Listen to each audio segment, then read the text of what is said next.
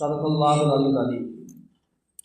வகால நபியுனா ஸல்லல்லாஹு அலைஹி வஸல்லம் இன்னமல் அஅமாலு பின்னியாத். வகால அலைஹி ஸலாத்து வஸ்ஸலாம் அத்துன்யா அர்பஅத்துன் நஃபர். அவ் கமா கால அலைஹி ஸலாத்து வஸ்ஸலாம். புகழும் புகழ்ச்சியும் ஏக இறைவனாகிய அல்லாஹ் ஒருவன் மீது உண்டாகட்டுமாக. சலாம் என்ற கருணையும் சாந்தி என்ற ஈடேற்றமும் நமது கண்மணி நாயகம் ரசூலுல்லாஹி ஸல்லல்லாஹு அலைஹி வஸல்லம் அவர்களின் மீது, அவர்களை பின்பற்றிய உத்தம சத்திய சஹாபாக்கள், தாபிஈன்கள், தபஅ தாபிஈன்கள், நாதாக்கள், சுஹதாக்கள், குறிப்பாக இந்த மஜ்லிஸில் அமர்ந்திருக்கும் நம் அனைவரின் மீதும் அல்லாஹ்வின் அருளும் கிருபையும் என்றென்றும் வற்றாத நின்று நிலவட்டுமாக. ஆமீன். கண்ணியத்திற்குரிய அல்லாஹ் நல்லடியார்களே, ஒரு புனிதமிக்க மாதத்தில் அல்லாஹ் சுப்ஹானஹு வ தஆலா நம்மளை ஒரு புனிதமிக்க மஜ்லிஸில் அமர்வதற்கு தௌஃபீக் செய்தான். இதே போன்று நாளை மறுமையிலும் ஜன்னத்துல் ஃபிர்தௌஸில் நம் அனைவரையும் அல்லாஹ் சுப்ஹானஹு வ தஆலா ஒன்று சேர்ப்பானாக. ஒரு புனிதமிக்க மாதத்தில், அதுவும் இந்த மாதத்தினுடைய ஒரு நாள், அந்த நாளை பற்றி நாயகம் ஸல்லல்லாஹு அலைஹி வஸல்லம் அவங்க சொல்லும் பொழுது, யோமு அரஃபா, அந்த அரஃபானுடைய நாளை பற்றி நாயகம் ஸல்லல்லாஹு அலைஹி வஸல்லம் சொல்லும் பொழுது சொன்னார்கள், ஏராளமான நன்மைகளையும் சிறப்புகளையும் நமக்கு கூறி சென்றிருக்கின்றார்கள்.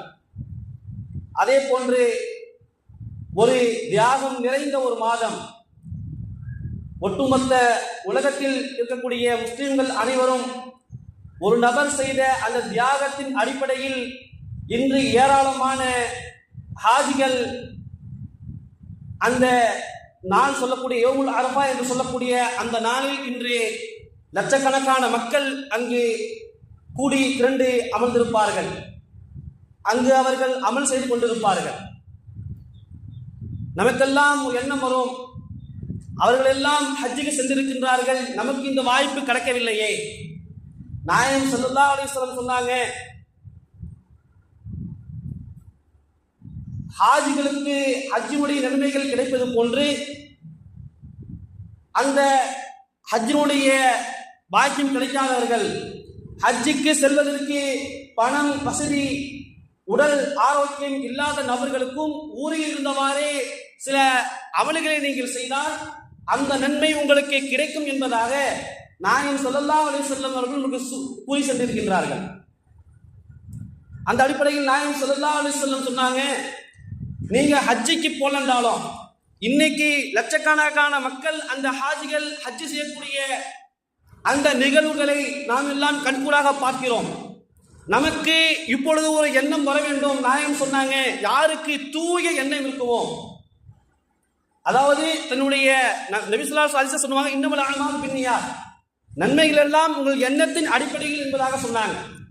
அந்த அடிப்படையில் நாயகம் ஸல்லல்லாஹு அலைஹி வஸல்லம் சொன்னாங்க, இன்னைக்கு எத்தனையோ ஹாஜிகள் அங்க ஹஜ்ஜு சென்று கொண்டிருக்கிறாங்க, நன்மையை அவங்க பெற்றுக் கொண்டிருக்கிறாங்க, அவங்க அந்த தியாகத்தை ஈடுபட்டு கொண்டிருக்கிறாங்க, எங்களால முடியலையே என்று யாருக்கு அந்த எண்ணம் இருக்குமோ, அதாவது என்னிடத்தில் காசு பணங்கள் இருந்தால், என்னிடத்தில் உடல் ஆரோக்கியம் இருந்தால் அந்த நன்மையை நானும் பெறுவேனே, அந்த தியாகத்தில் நானும் பங்கு பெறுவேனே என்று யாருக்கு தூய எண்ணம் உள்ளத்தில் இருக்குமோ, அந்த ஹாஜிகளுக்கு கிடைக்கக்கூடிய அந்தஸ்துகளும் நன்மைகளும் தூய எண்ணத்துடன் நினைக்கக்கூடிய ஒட்டுமொத்த முஸ்லிம்களுக்கும் உண்டு என்பதாக சொன்னாங்க.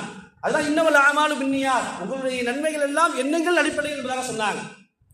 அதே போன்று ஒரு முறை நாயகம் ஸல்லல்லாஹு அலைஹி வஸல்லம் அவங்க தபூக்குடைய யுத்தத்திற்காக வேண்டி சென்றிருந்தாங்க.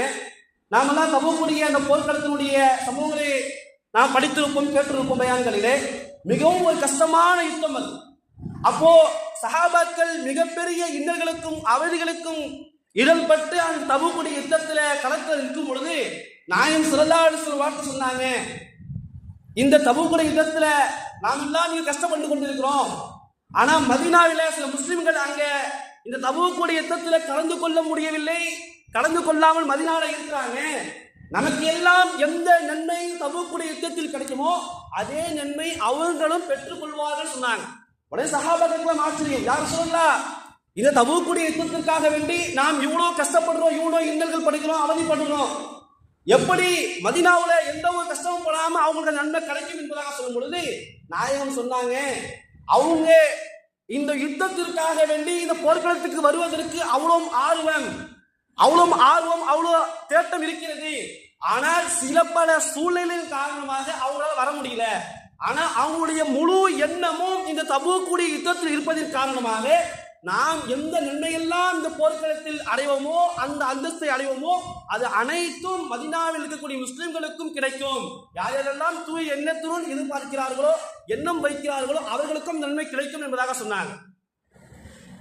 அதே போன்று நபி ஸல்லல்லாஹு அலைஹி வஸல்லம் அவங்க இந்த ஹஜ்ஜினுடைய விஷயங்களை சொல்லும் பொழுது இன்னும் ஏராளமான விஷயங்களை சொல்லியிருந்தாங்க. நம்மளால ஹஜ்ஜு செய்ய முடியவில்லை என்று சொன்னாலும் அதனுடைய நன்மைகள் நமக்கு கிடைக்கும் என்பதாக இன்னும் சில ஹதீஸ்கள் சொல்லி இருக்கிறாங்க. யார் ஒருவர் ஃபஜ்ருடைய தொழுகையை தொழுதுட்டு சூரியன் உதயமாகும் வரை, இஷ்ராக்குடைய நேரம் வரை திக்ர் செஞ்சு கொண்டிருப்பாரோ, அல்லாஹ்வுடைய நினைவிலே இருந்து கொண்டிருப்பாரோ, அவருக்கு பரிபூர்ணமான ஹஜ் உம்ரா செய்த நன்மை கிடைக்கும் என்பதாக சொன்னாங்க. இன்று நம்மளால் ஹஜ் செய்ய முடியல, ஹஜ் செய்வதற்கு பணம் இல்லை, ஹஜ் செய்யக்கூடிய அளவிற்கு நமக்கு பணம் செலவும் இருந்தாலும் உடல் ஆரோக்கியம் இல்லை என்பதாக கவலைப்படுபவர்கள் இந்த மாதிரியான சில அமல்களை செய்வதன் மூலமாக ஹஜ் உம்ரா செய்யக்கூடிய நன்மை நமக்கு கிடைக்கும் என்பதாக சொன்னாங்க. அதே போன்று நபி ஸல்லல்லாஹு அலைஹி வஸல்லம் சொன்னாங்க, யார் ஒருவர் ஹஜ்ஜுக்காக வேண்டி தயாராகிறார், அவர் ஹஜ்ஜுக்காக தயாராகும் பொழுது அதற்கு யாரெல்லாம் உதவி செய்கிறார்களோ, இல்ல அந்த ஹஜ்ஜுக்கு செல்லக்கூடியவரை வழி அனுப்புறாங்களோ, இல்ல சில பேர்கள் ஹஜ்ஜுக்கு செல்வாங்க, அவர்களுடைய குழந்தைகளை யார் பராமரிக்கிறார்களோ அவர்களுக்கும் பரிபூர்ணமான ஹஜ் செஞ்ச நன்மை கிடைக்கும் என்பதாக சொன்னாங்க. இன்னைக்கு எத்தனையோ நபர்கள் குழந்தைகள் எல்லாம் ஹஜ்ஜுக்கு எடுத்து செல்வதில்லை, அவங்க அனுப்பி செல்லக்கூடிய சூழ்நிலை இருக்காது. அப்போ ஹஜ்ஜுக்கு செல்லக்கூடிய அந்த தாய்மார்களுடைய குழந்தைகளை யார் கவனித்துக் கொள்கிறார்களோ அவர்களுக்கும் ஹஜ் செஞ்ச நன்மை கிடைக்கும் என்பதாக சொன்னாங்க. இவ்வாறாக ஹஜ் செய்யக்கூடிய சிறப்புகளை பற்றி, ஹஜ்ஜினுடைய நன்மைகள் நமக்கு கிடைக்காவிட்டாலும் நம்முடைய தூய எண்ணத்தின் காரணமாக இந்த நன்மைகள் எல்லாம் நமக்கு கிடைக்கும் என்பதாக நாயகம் ஸல்லல்லாஹு அலைஹி வஸல்லம் சொல்லி காட்டினாங்க. இதை எல்லாவற்றையும் விட ஒரு அற்புதமான ஒரு நாள், அதுதான் ஆஷுராவுடைய நாள், அரஃபாவுடைய நாள். இந்த அரஃபாவுடைய நாளை பற்றி சொல்லும் பொழுது நாயகம் ஸல்லல்லாஹு அலைஹி வஸல்லம் சொன்னாங்க, யார் ஒருவர் அந்த அரஃபாவுடைய நாளில் நோன்பு நோட்பாரோ, அந்த அரஃபா தினத்தன்று அந்த சுன்னத்தான நோன்பை யார் நோட்பாரோ அவருக்கு சென்ற வருட பாவம், வரக்கூடிய வருடத்தினுடைய பாவத்தினுடைய அனைத்து பாவங்களையும் நான் மன்னித்து விடுவேன் என்பதாக சொன்னாங்க. அல்லாஹ் சுப்ஹானஹு வ தஆலாவுடைய அனைத்து பாவங்களையும் மன்னித்து விடுவான் என்பதாக சொன்னாங்க. அப்பொழுது சஹாபாக்கள் கேட்டாங்க, யா ரசூலல்லாஹ், சென்ற வருட பாவம் மன்னிக்கப்படும், ஆனா வரக்கூடிய வருடத்தினுடைய பாவம் மன்னிக்கப்படும் என்றால் அது எப்படி என்பதாக கேட்கும் பொழுது நாயகம் ஸல்லல்லாஹு அலைஹி வஸல்லம் சொன்னாங்க, சென்ற வருடத்தினுடைய பாவம் மன்னிக்கப்பட்டுவிடும், வரக்கூடிய வருடத்தில் அவர் பாவம் செய்யக்கூடிய சூழ்நிலைகளை விட்டு அல்லாஹ் சுப்ஹானஹு வ தஆலா பாதுகாப்பான்னு சொன்னாங்க. அரஃபாவுடைய நோன்பை நம்ம வைத்தோம் அப்படின்னு சொன்னாக்கா நம்முடைய முன் சென்ற பாவங்கள் மன்னிக்கப்பட்டுவிடும், வரக்கூடிய வருடத்தில் பாவமான செயல்களை செய்யக்கூடிய சூழ்நிலையை விட்டு அல்லாஹ் சுப்ஹானஹு வ தஆலா நம்மை பாதுகாப்பான் என்பதாக சொன்னாங்க. அதே போன்று நாளை ஃபஜ்ர் முதல் இன்னும் ஒரு அமல் நபி ஸல்லல்லாஹு அலைஹி வஸல்லம் சொன்னாங்க, தக்பீருடைய அமல். தக்பீர் இருக்கிறதே, அதாவது இந்த துல்ஹஜ்ஜினுடைய மாதம் பிறந்த முதல் நாம் தக்பீர் சொல்ல வேண்டும். தக்பீரை பற்றி நாயகம் ஸல்லல்லாஹு அலைஹி வஸல்லம் சொல்லும் பொழுது தக்பீர் 2 வகையான தக்பீர்கள் இருக்கின்றன. அதில் முதல் வகையான தக்பீர் என்னவென்று சொன்னால், அதாவது துல்ஹஜ் 9, அது அரஃபாவுடைய நாள், நாளை ஃபஜ்ர் முதல் துல்ஹஜ் 13 அசர் வரை, அதாவது வெள்ளி, சனி, ஞாயிறு, திங்கட்கிழமை அசர் வரைக்கும் ஒவ்வொரு பரனான தொழுகைக்கு பிறகும் தக்பீர் சொல்வது வாஜிப் சொன்னாங்க. 23 வக்து தொழுகை, அந்த 23 வக்து பரலான தொழுகைகளிலும் அந்த பரலான தொழுகைக்கு பிறகு நாம் தக்பீர் சொல்வது வாஜிப் என்பதாக சொன்னாங்க. இது ஒரு முதல் வகையான தக்பீர். இந்த தக்பீர் சொல்லும் பொழுது நாயகம் ஸல்லல்லாஹு அலைஹி வஸல்லம் சொன்னாங்க, பரலான தொழுகையை நாம் தொழுது சலாம் கொடுத்து விட்ட உடனடியாக சொல்ல வேண்டும், சொல்லுவது வாஜிப். எப்படி வாஜிபை விட்டா அதற்குண்டான பாவம் நம் மீது எழுதப்படுமோ அதே போன்று பரலான தொழுகைகளை தொழுது இந்த தக்பீரை கூறாமல் நாம் இருந்துவிட்டோம் என்று சொன்னால் அந்த வாஜிபை உற்ற பாவம் நமக்கு எழுதப்படும் என்று சொன்னாங்க. அதே போன்று இந்த தக்பீரை சலாம் கொடுத்த உடனடியாக சொல்ல வேண்டும். நாம் கொண்டு கொண்டிருக்கிறோம், சலாம் கொடுத்த உடனேயே நமக்கு ஏதாவது ஒரு வேலை வந்துவிட்டது என்பதாக சொல்லி சலாம் கொடுத்து விட்டவுடன் நாம் அந்த வேலையை செய்யணும் என்று சொன்னால் அந்த தக்பீர் பிறகு சொன்னாலும் இந்த கணக்கு ஏற்றுக்கொள்ளப்படாது சொன்னார். அதே போன்று சலாம் கொடுத்தவுடன் ஒழு இருக்கும் பொழுதே என்ன செய்ய வேண்டும் என்று சொன்னால் தக்பீரை கூறிவிட வேண்டும் என்பதாக சொன்னாங்க. இது முதல் வகையான தக்பீர். இரண்டாம் வகையான தக்பீர் பற்றி சொல்லும் பொழுது இது துல்ஹஜ்ஜினுடைய மாத பிறந்த உடனேயே நாம் இந்த தக்பீரை கூறிக்கொண்டே இருக்க வேண்டும். அதுவும் குர்பானுடைய பிராணிகளை பார்த்தால் நாம் தக்பீர் சொல்ல வேண்டும். நமக்கு எப்பெல்லாம் வாய்ப்புகள் சூழ்நிலைகள் வருமோ அப்பெல்லாம் இந்த தக்பீரை அதிகமாக நாட்களில் கூறிக்கொண்டே இருக்க வேண்டும். அதே போன்று அந்த ஈதுடைய நாள் அந்த இரவிலே நாம் அதிகமாக தக்பீரை கூற வேண்டும் என்பதாக நாயகம் ஸல்லல்லாஹு அலைஹி வஸல்லம் அவங்க நமக்கு கற்றுக் கொடுத்திருக்கிறாங்க. அதே போன்று இந்த தக்பீரையும் கூறி நாளை வரக்கூடிய இந்த அரஃபா நோன்பையும் நோக்கக்கூடிய வாக்கியத்தை அல்லாஹ் சுப்ஹானஹு வ தஆலா நம் அனைவருக்கும் தந்தல் புரிவானாக. அதே போன்று இந்த இன்டர்நெட் வளர்ந்த காலத்தில் பலவிதமான குழப்பங்கள் இன்று ஏற்பட்டுக் கொண்டிருக்கின்றது.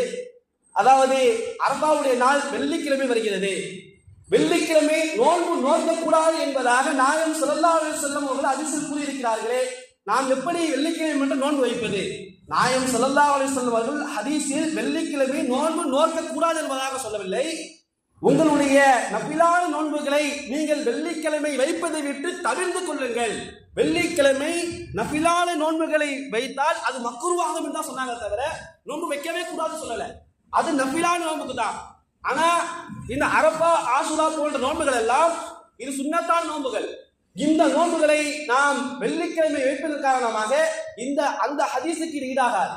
எனவே இந்த குழப்பங்கள் எல்லாம் நமக்கு இருக்க வேண்டாம். நாம் தாராளமாக வெள்ளிக்கிழமை ஒரு நாள் மட்டும் நோன்பு நோட்டால் போதும்.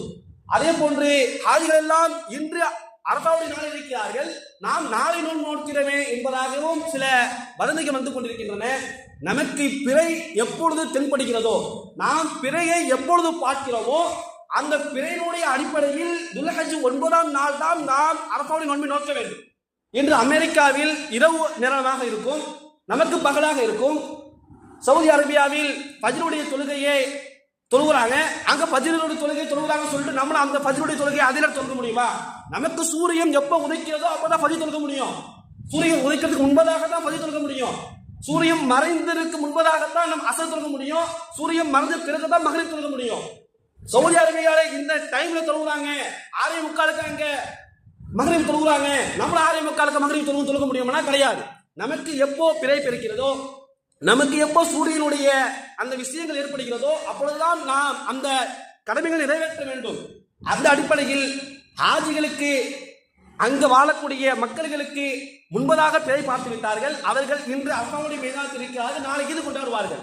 நமக்கு நாளை தான் அரஃபாவுடைய தினம், நாம் நாளைக்கு தான் அரஃபாவுடைய நோன்பை நோக்க வேண்டும். அதுக்கு மறுநாள் தான் நம்ம ஈதுடைய கொண்டாட்டங்களை கொண்டாட வேண்டும். எனவே இந்த மாதிரியான குழப்பங்களை விட்டும் நாம் பரிபூர்ணமாக நீங்கிருக்க வேண்டும்.